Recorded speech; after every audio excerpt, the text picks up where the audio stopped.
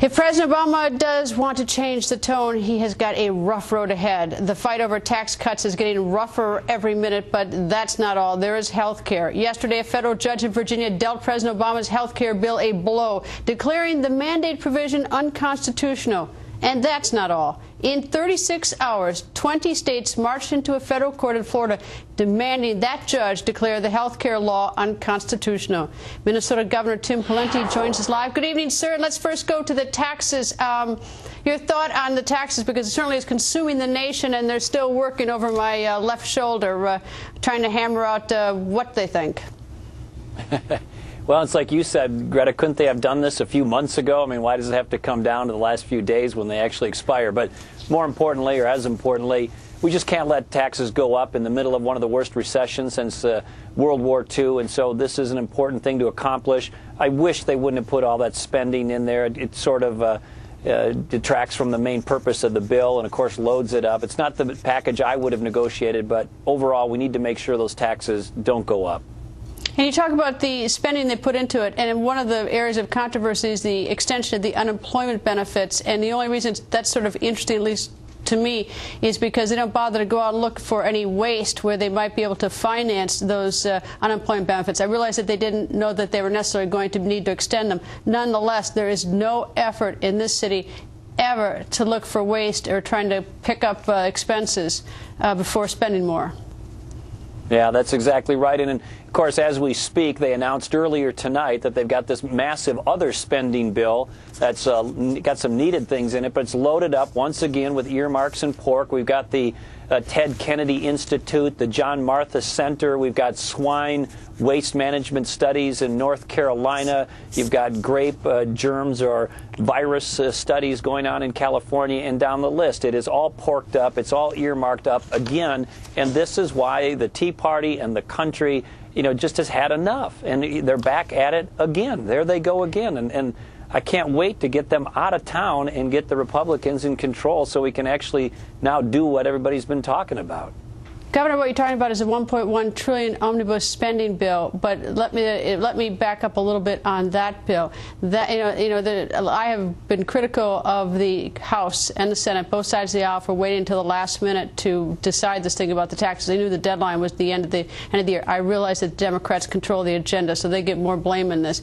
In fact, they may get all the blame because they set the agenda. As to that $1.1 trillion omnibus spending bill, that's to finance the federal government beginning 6 weeks ago, beginning October 1st for a year. They're 6 weeks behind on that one. What in the world have they been doing that they're so busy that now at the last minute they're trying to shove it down everybody's throat without anyone having a chance to read it and debate it? Well, I couldn't agree more, Greta. In fact, in Minnesota, I proposed a couple of things that I think would be well for Congress. Now, they weren't passed here, but we want performance pay for teachers and we want performance pay for bureaucrats. How about performance pay for Congress? And the minimum standard for whether you get your next month or week's pay is this. You have to meet the basic deadlines, and if you don't, your pay gets docked. And by the way, while we're at it, why don't we have each member of Congress certify that they have to do their own taxes without the help of an accountant or a legal assistant or a lawyer? And if they can't do it because the tax code's too complicated, and of course it is, they can sign a hardship exemption saying the thing's too ridiculous, I can't do it. That, I think, would drive people to actually get the tax code changed. Members of Congress should be forced to do their own taxes and see how they like this 9,000-page ridiculous tax code. Well, the tax code, according to Erskine Bowles and Senator Simpson in the Debt Commission report, is so porked up as something like, I don't know how many special interests, or they call them earmarks in the tax code, where special interests came into town and said, look, I need a deduction for something, and if you got enough money, you managed to get your lobbyist to get in there to get you a special deduction put into the tax code for whatever it is that you want it for. And so the tax code is so loaded with special interests to be so unjust to the average American trying to pay his tax, unless you're part of a special interest group. Yeah, there's earmarking on the spending side, and then there's the equivalent of earmarking in the tax code. If you've got the right lobbyist and enough power, you get your special little deal in the tax code, and that has to be reformed as well, Greta. There is no question about it. All of this is going to have to be cleaned up. It is a mess. And it's crony capitalism. What can I just say, Greta? What we've got is big government, we got big government, big labor, and really big business coalescing to the disadvantage of everyday Americans. And they get the special break, the poor understandably get a handout, and everybody else gets their wallet out, and we're sick of it. Well, you know, it's sort of interesting, though, is that you're lucky you're not on Capitol Hill, you're not in the Senate or the House, or I'd be a little bit rough in it, because I can't blame you for this. But, you know, everybody who runs for office says, look, I'm going to get rid of the spending and waste, and it's just terrible how much fraud there is, and I'm going to clean it up. Then that person comes to Washington, and that's the last we ever hear of it. You know, there's no more discussion about it, because, you know, and if you look at even in terms of how we do our finances, is that we don't even have any budget right now. As they debate the tax code, they really have no realistic idea of how much they need, because there is no budget right now that the federal government is operating under. And if it did have a budget, if they went out and get waste and fraud, we'd even maybe be able to bring that budget down. So they do it all backwards, and they're doing it at the last minute. They're working, and they're going to be, oh, boo-hoo, that their vacation is cut short, and they haven't even gotten to the spending bill for a period that began 6 weeks ago. Go figure. Amen, sister. Yeah. So what are you going to do about it? How can you help us? Performance pay for politicians. Well, I think, you know, all the Republicans. Let's just say that both sides have had their hands in this for a lot of decades, and the problem's mounted. President Obama has made it exponentially worse.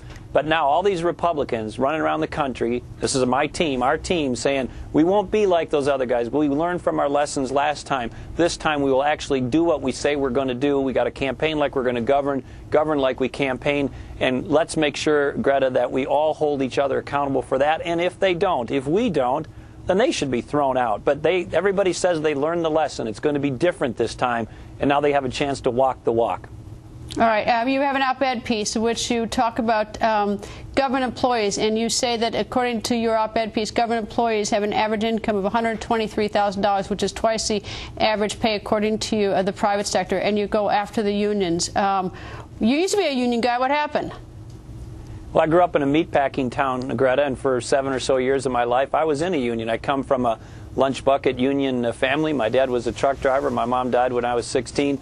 These unions played a role when the workers were being exploited in places like coal mines and meatpacking plants and other dangerous circumstances. But now you have the biggest growth in unions in government employees, government unions, the public employee unions. They are some of the most protected, secure employees in the country, and they have pay and benefits that are better in most instances than the taxpayers who actually paying the bill. It's unsustainable. It's unfair. I call it a silent coup in some ways, but obviously this has to be taken head on. We've done this in Minnesota and made some good steps. I'm getting sued over it, by the way, in a case that's probably going to go to the U.S. Supreme Court. But if we don't get this fixed, it is going to go a long ways towards taking down California, Illinois, New Jersey, New York, and places like that, and many other states won't be far behind. But we've got to make sure that we get people more aware of really the scandal that is the public employment pension and benefit Ponzi scheme.